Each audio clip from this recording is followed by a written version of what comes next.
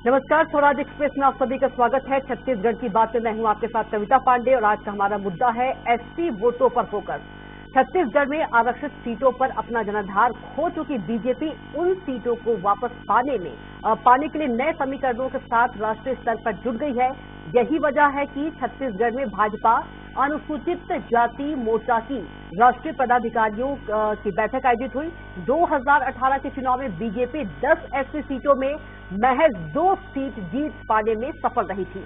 ऐसे में बीजेपी जानती है सत्ता में वापसी के लिए एससी सीटों पर बड़ी बढ़त बनानी होगी। लेकिन इस बैठक से भाजपा के लिए क्या निकला और कांग्रेस इसे किस तरह से देख रही है, देखिए एक रिपोर्ट और इसी पर चर्चा करेंगे। ये तस्वीर है रायपुर के अग्रसेन धाम की, जहां देश भर के राष्ट्रीय पदाधिकारी बैठक के लिए जुटे। यहाँ एससी सीटों पर पदाधिकारियों के बीच चर्चा हुई। 2023 में जिन राज्यों में चुनाव होने हैं, उसमें छत्तीसगढ़, राजस्थान, मध्य प्रदेश जैसे प्रमुख राज्य शामिल हैं और इन तीनों राज्यों में एससी सीटों की संख्या 79 है। लेकिन बात छत्तीसगढ़ के संदर्भ में करें तो छत्तीसगढ़ में अनुसूचित जाति के लिए 10 सीटें आरक्षित हैं। 2018 के चुनाव के परिणाम की बात करें तो 10 में से कांग्रेस को 7, बीजेपी को 2 और बसपा को 1 सीट मिली थी, जबकि 2013 में 10 सीटों में बीजेपी ने 9 और कांग्रेस ने 1 सीट जीती थी। एससी मोर्चा की बैठक को लेकर बीजेपी सांसद और राष्ट्रीय पदाधिकारी भोला सिंह क्या कह रहे हैं, सुनिए। देखिए, भारतीय जनता पार्टी एक संगठनात्मक पार्टी है और पार्टी में बैठकों का दौर निरंतर चलता रहता है। बीजेपी के सापेक्ष में आज भारतीय जनता पार्टी अनुसूचित जाति मोर्चे के राष्ट्रीय पदाधिकारियों की बैठक छत्तीसगढ़ रायपुर में आयोजित की गई 1 दिवसीय बैठक है। इसमें संगठनात्मक चर्चा और आगामी चुनाव को लेकर रणनीति पर विचार होगा। इधर रायपुर में हुई बीजेपी एससी मोर्चा के राष्ट्रीय पदाधिकारियों की बैठक पर कांग्रेस ने तंज कसा है। कांग्रेस संचार प्रमुख सुशील आनंद शुक्ला ने कहा कि आरक्षण संशोधन विधेयक को बीजेपी ने राजभवन में रुकवा कर रखा है। ऐसे चरित्र वाली भाजपा अनुसूचित जाति मोर्चा की बैठक कर ले या फिर अनुसूचित जनजाति की बैठक कर ले, इस वर्ग के लोग बीजेपी के बहकावे में नहीं आएंगे। सरकार रहते हुए बीजेपी ने इनके आरक्षण में कटौती की थी। इस वर्ग के लोग बीजेपी से नफरत करते हैं। अनुसूचित जाति की कितनी सीटें इनके पास हैं, लोगों ने इनको वोट देना मुनासिब नहीं समझा है। तो ऐसे चरित्र वाली भारतीय जनता पार्टी अनुसूचित जाति मोर्चा की बैठक कर ले, अनुसूचित जनजाति मोर्चा की बैठक कर ले, इस वर्ग के लोग भारतीय जनता पार्टी के बहकावे में नहीं आएंगे, उनके बुलावे में नहीं आएंगे, क्योंकि भारतीय जनता पार्टी ने अपनी सरकार रहते इनके आरक्षण में कटौती किया था। अब विपक्ष में रहते जो इनके लिए आरक्षण संशोधन विधेयक आया, उसको राजभवन ने रुकवा के रखा। बहरहाल बीजेपी के इस मंथन से क्या कुछ निकलेगा और उसका असर चुनाव में क्या होगा, इस समय बताएगा। फिलहाल बीजेपी और कांग्रेस के अपने अपने दावे हैं, लेकिन एससी वर्ग किसके साथ है या चुनाव परिणाम के बाद पता चलेगा। स्वराज एक्सप्रेस के लिए हेमंत शर्मा की रिपोर्ट। और इसी मुद्दे पर हम चर्चा करेंगे। ज्यादा चर्चा के लिए हमारे साथ मौजूद रहेंगे कांग्रेस नेता नितिन भंसाली जी, बीजेपी नेता के.एस. चौहान जी, वरिष्ठ पत्रकार कौशल स्वर्ण बेद जी। आप तीनों को बहुत बहुत स्वागत है। सबसे पहले के.एस. चौहान जी के पास चलते हैं। के.एस. चौहान जी, आज राष्ट्रीय पदाधिकारियों की बैठक आयोजित हुई, लेकिन कांग्रेस तो ये कह रही है कि जहां पर बीजेपी शासित राज्य है वहां यहाँ वो बैठक होनी चाहिए जहां पर एससी पर अत्याचार हो रहा है, दुर्व्यवहार हो रहा है, उनका अपमान हो रहा है। उन्होंने उदाहरण भी दिया है, एमपी को ले लीजिए, गुजरात को ले लीजिए, यूपी को ले लीजिए, मणिपुर को ले लीजिए। देखिए, यही कांग्रेस की सोच है और भारतीय जनता पार्टी यहीं पर सोच की उनसे डिफर करती है। ये पार्टी को देख के, ये चुनाव को देख के, ये पार्टी को देख के काम करते हैं, हम जनता को देख के काम करते हैं। मैं ये पूछना चाहता हूँ कि क्या अनुसूचित जाति और जनजाति के लोग यहाँ पर नहीं रहते हैं? यहाँ पर क्यों नहीं होनी चाहिए मीटिंग? और क्या आपकी सत्ता रहेगी तभी आप मीटिंग करेंगे, तभी आप काम करेंगे, और या आप चुनाव आएगा तभी आप काम करेंगे? आप लोगों ने कौन सी मीटिंग की है ये बताइए। हमने जो काम किया हुआ है उसकी समीक्षा की है और जो आगामी हमें उस जाति अनुसूचित जाति और जनजाति के लिए जो काम करने हैं, हम उसके लिए कार्य की योजना बनाते हैं और उसी का परिणाम है जो आज हमारे सर्वोच्च पद में द्रौपदी मुर्मू जी खड़ी है और आपने तो उनका विरोध कर दिया था, आपने तो ये छत्तीसगढ़ से उनको हरवा दिया था।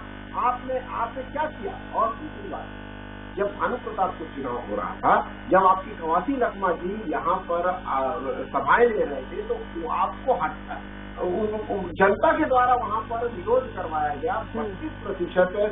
तब आपने आनंद फानंद में आपने विधानसभा बुलाई, अनैतिक रूप से और अवैधानिक रूप से आपने बुलाई, और उसके बाद आपने आरक्षण का बिल पास किया जो कि पास नहीं होने वाला था। आपने बोला था उसके किसके आधार पे? आपने क्वांटिफाइबल डाटा के आधार पे बोला था, क्वांटिफाइबल डाटा आपका नाम आ रहा है।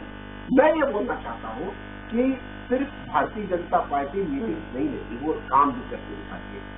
आज आदिवासी के जो मूल आदिवासी, छत्तीसगढ़ के जो मूल जो जनता है वो आदिवासी है, उसको अलग राज्य बनाने का किसने काम किया? तो भारतीय जनता पार्टी सर्वोच्च स्थान पे क्या लाने का काम। लेकिन के.एस. चौहान जी, कांग्रेस तो ये कह रही है कि सरकार रहते हुए बीजेपी ने इनके आरक्षण में कटौती किया था।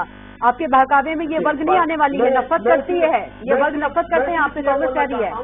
मैं सिर्फ ये बोलना चाहता हूँ मोहतरमा, मैं सिर्फ ये बोलना चाहता हूँ कि 32% जो आरक्षण था वो किसने लागू किया था? 24% से 32% किसने बढ़ाया था आदिवासियों के लिए? और जो वो लगातार बना रहा, कोर्ट ने भी उसको माना आखिरी में कि नहीं, ये अत्याचार है, जिसके कारण भर्तियां रुकी हुई है और ये होना चाहिए। क्यों? क्योंकि ये भर्तियां रुकना चाहते थे, ये नहीं चाहते थे कि वहां पर भर्तियां हो।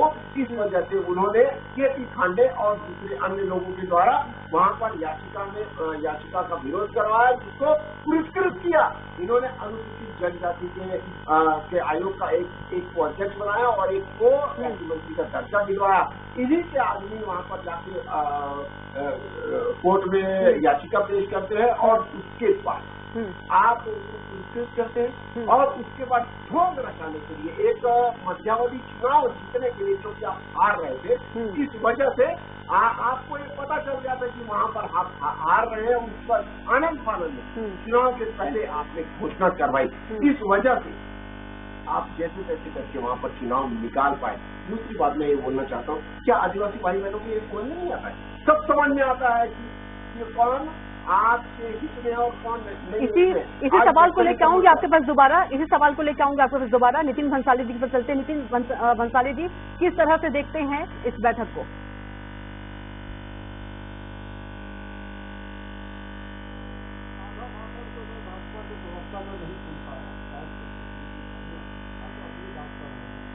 तो राष्ट्रीय अध्यक्ष क्या नाम है इनका? अनुसूचित लाल सिंह आर्य जी, कोई लाल सिंह कोई आए हुए हैं तो आज, हाँ लाल सिंह आर्य जो है, उनको छत्तीसगढ़ आने की आवश्यकता नहीं थी। उनको मणिपुर जाना चाहिए, मध्य प्रदेश जाना चाहिए, उत्तर प्रदेश जाना चाहिए, हरियाणा जाना चाहिए, गुजरात जाना चाहिए, जहाँ पर वाकई में दलितों पर, अनुसूचित जाति के लोगों पर अत्याचार हो। मध्य प्रदेश के झाबुआ की बात करें तो वहाँ पर एक दलित महिला को विवस्त्र करके घुमाया जाता है।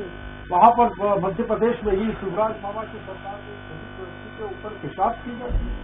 उत्तर प्रदेश, मणिपुर, कितने उदाहरण हुए ऐसे कई उदाहरण। अब मैं आता हूँ छत्तीसगढ़ के। छत्तीसगढ़ में आरक्षण में तो भारतीय जनता पार्टी ने अनुसूचित जाति के आरक्षण में तो कटौती की, साथ ही 267 फर्जी जाति प्रमाण पत्र बनाकर उन योग्य युवाओं को नौकरियों से वंचित किया गया जो वाकई में नौकरी के पात्र थे। तो इनके जो हाथ है, अनुसूचित जाति के जो हमारे भाई हैं, उनके खिलाफ किए गए कामों से पूरी तरीके से बोलते हैं रंगे हुए हैं। तो ये इनसे नाराज है, नफरत करते हैं भाजपा से, अनुसूचित जाति के लोग। लेकिन लाल सिंह आर्य तो कह रहे हैं कि कांग्रेस ने रिजर्वेशन घटाया है, विधानसभा में विधेयक लाया आरक्षण बढ़ाने के लिए। बीजेपी तो कह रही है कि रिजर्वेशन कांग्रेस ने घटाया। लंगड़ा विधेयक जो भारतीय जनता पार्टी ने, मैं बता रहा हूँ, ये मामला हाईकोर्ट में लंबित था कविता, ये उस विषय पे बात कर रहे हैं। हाईकोर्ट से जो आरक्षण निरस्त हुआ उसके बाद विधानसभा पे हम लोगों ने नई आरक्षण की प्रणाली को लागू करके सर्वसम्मति से, सर्वसम्मति मतलब उसे भाजपा की सहमति से दी जाती है, उस सहमति से उसको वहां से प्रस्ताव को विधानसभा से पारित करवाकर राजभवन भेजा। 8 माह हो गए, राजभवन से कोई निर्णय नहीं हो रहा है। और एक बार भी भारतीय जनता पार्टी के किसी नेता ने इस आरक्षण को लागू करवाने के लिए पहल नहीं की। नाटक नौटंकी करने के लिए इनके राष्ट्रीय अध्यक्ष यहाँ पर अग्रसेन धाम पर आकर वो फोटो सेशन और वीडियोग्राफी करवा रहे हैं, इससे कुछ हासिल नहीं होने वाला। राजनीतिक विश्लेषक के पास चलते हैं, डॉक्टर अजय चंद्राकर जी के पास। चंद्राकर जी, स्वागत है आपका चर्चा में। अजय जी, किस तरह से देखते हैं, दोनों ही जो पार्टी है एसटी वर्ग को साधने की कोशिश कर रही है, चुनाव भी नजदीक है, दोनों जो पार्टी है एक दूसरे को हितैषी बता रही है एसटी वर्ग का, किस तरह से देखते हैं?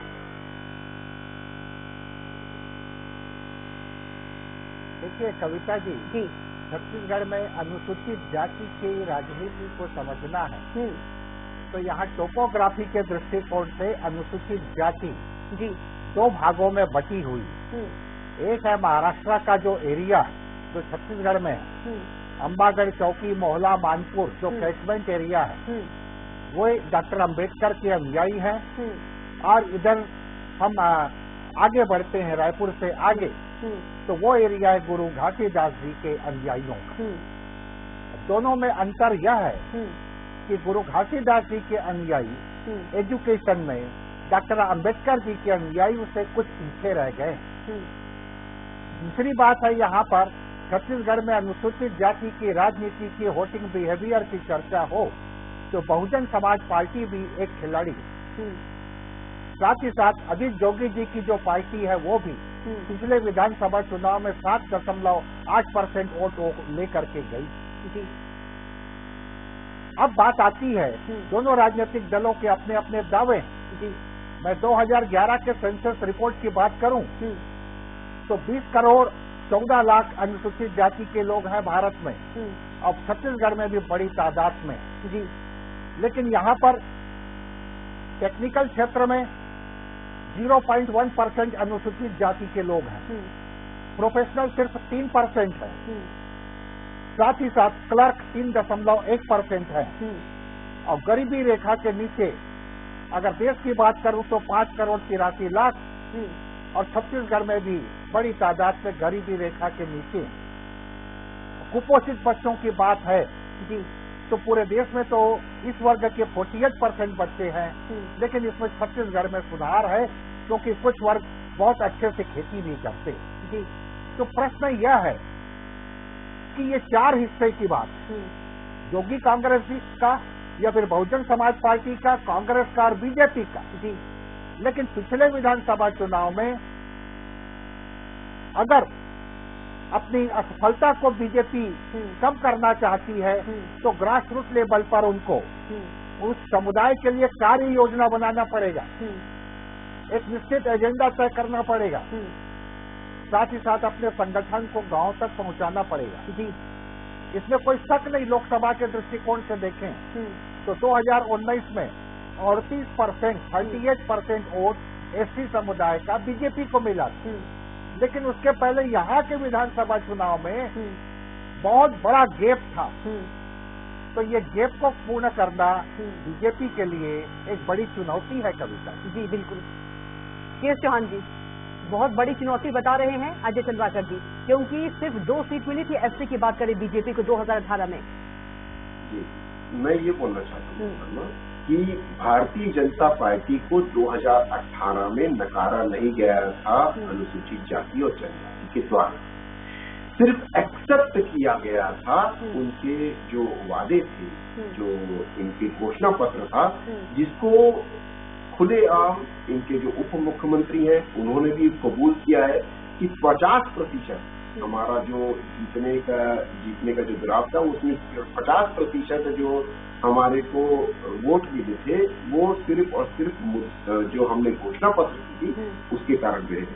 भारतीय जनता पार्टी के विरोध में नहीं थी। अगर भारतीय जनता पार्टी के विरोध में होती तो 38% कैसे आ जाते वोट उसके 6 महीने के बाद ही 6 महीने के बाद ही 10% का वोट ऑफ परसेंटेज कैसे बढ़ जाता। भारतीय जनता पार्टी के विरोध में नहीं थी।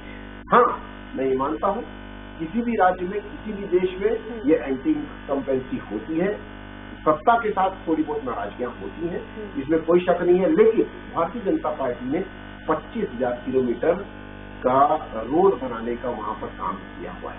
भारतीय जनता पार्टी ने डायरेक्ट बस्तर को महाराष्ट्र से, उसके बाद आंध्र प्रदेश, उसके बाद उड़ीसा, ऐसे करके 9 राज्यों से बस्तर डायरेक्ट जुड़ा हुआ है।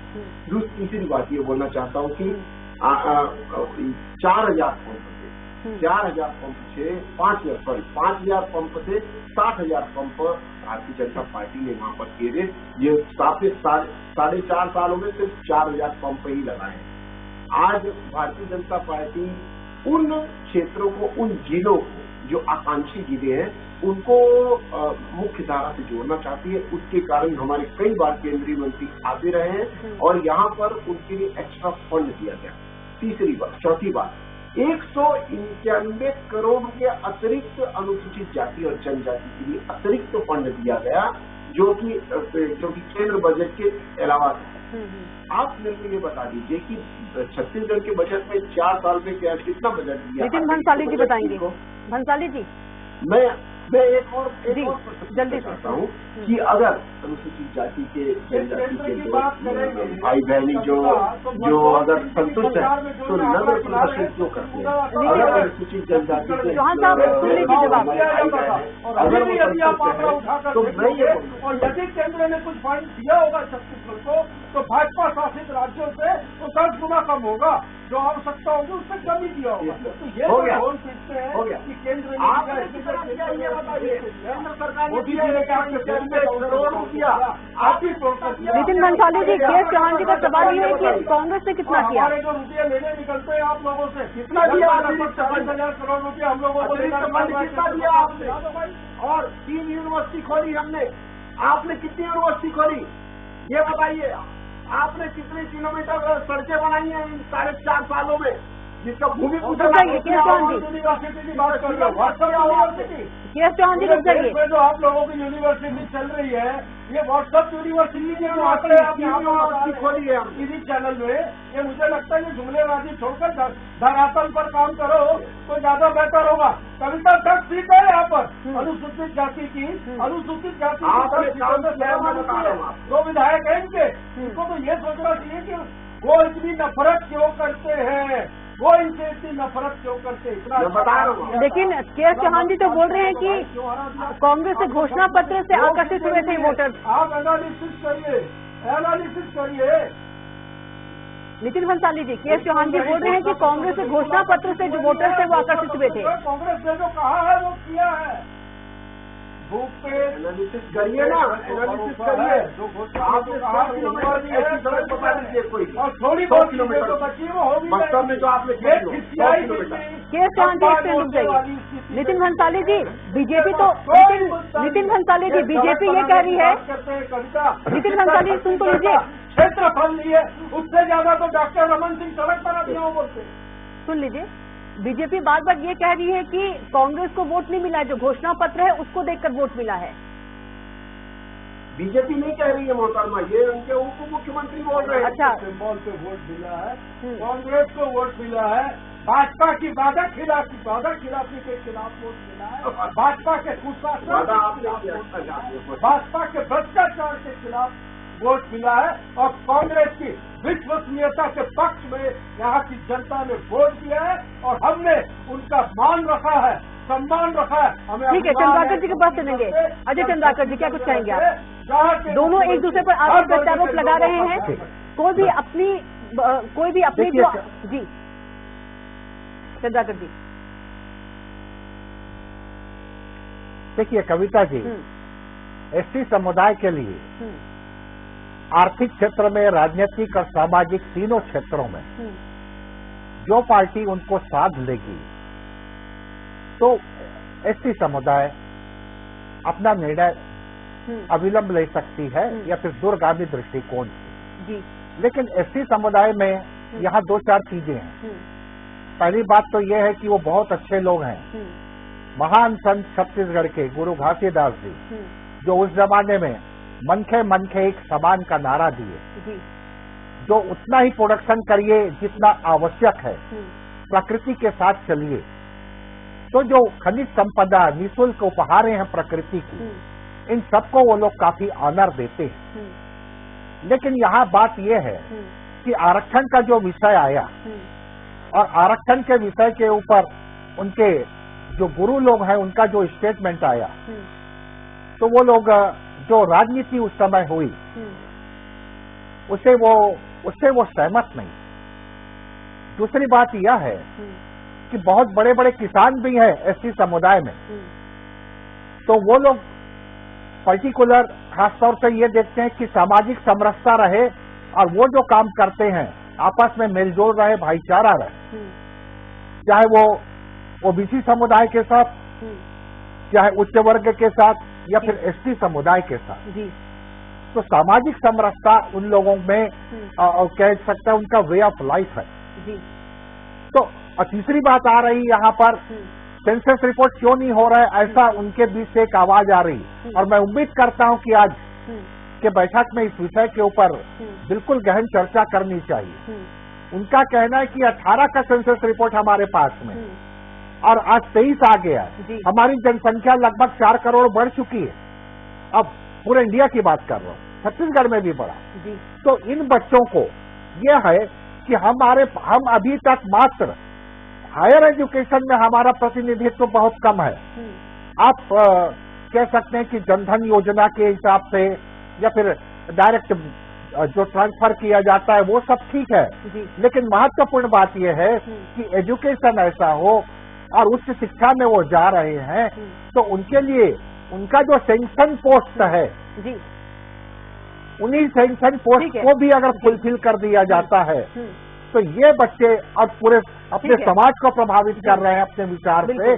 तो ये महत्वपूर्ण विषय है कविता जी। छोटा सा जवाब लेंगे टीएस चौहान जी, जल्दी से छोटा जवाब दे दीजिएगा, फिर समय का अभाव है। मोहतरमा, सबसे बड़ी बात यह है कि जो अभी इनकी आंतरिक सर्वे रिपोर्ट आई है उसमें से 12 मंत्री में से 2 मंत्री जो हैं इनके शिव कुमार डहरिया और गुरु रुद्र, ये दोनों अनुसूचित जनजाति के से आते हैं, आरक्षित सीटों से आते हैं। उनको वो हार रहे हैं और बुरी तरह हार रहे हैं, इनकी आंतरिक सर्वे बताता है। इसका मतलब क्या है? इसका मतलब ये है कि आपने रिपोर्ट कहाँ से मिलती है? वहाँ पर नहीं किया, इस वजह से रिपोर्ट कहाँ से मिली? उसको वायरल करते हो, उसको आप लोग आंतरिक रिपोर्ट मानते हो। ऐसी कोई बात नहीं है।